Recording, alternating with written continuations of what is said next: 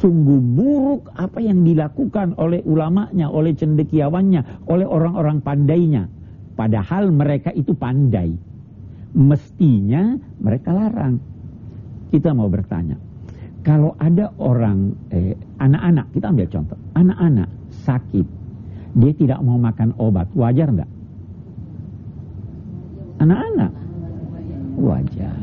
Kalau ada orang dewasa tidak mau makan obat, wajar enggak? Nah, kalau ada dokter yang sakit, lantas dia tidak mau makan obat, bagaimana? Lebih buruk lagi ya.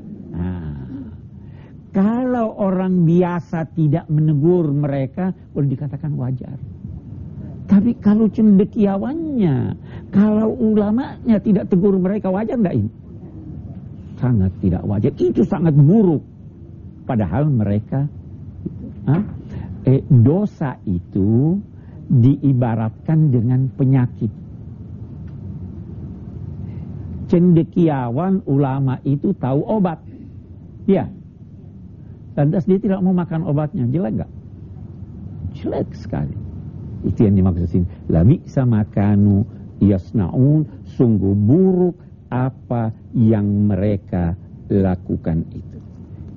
Kita kembali. Di sini ada kecaman, kita lihat ini kecaman. Tapi kita ingin garis bawahi bahwa Al-Quran tidak mengecam semua ahlul kitab. Saya ingin selalu mengulang-ulang ini.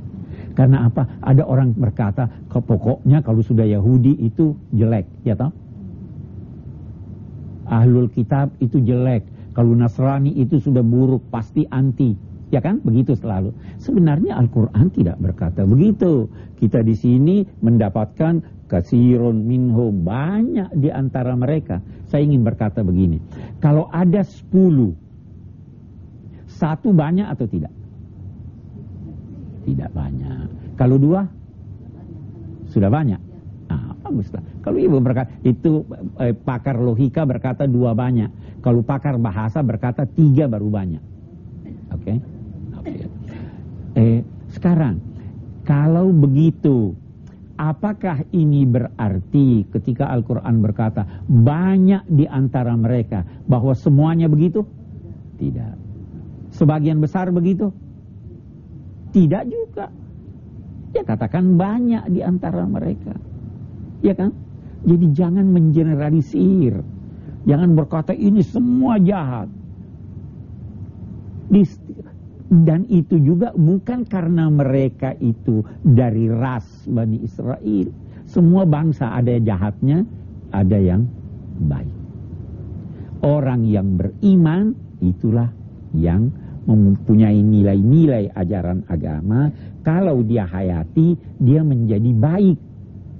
Nah, di sini kita lihat di sini ada dikatakan bahwa mereka itu, saya ulangi tadi, mereka itu masuk ke dalam menemui kamu, keluarnya sama saja, ya.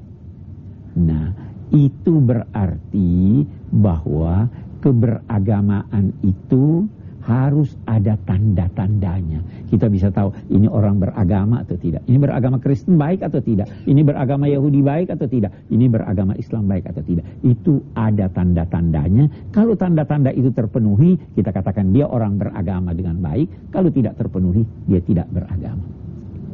Pemirsa, demikianlah sungguh buruk perbuatan yang orang-orang yang hanya bisa mengecam dan memperolok-olok agama.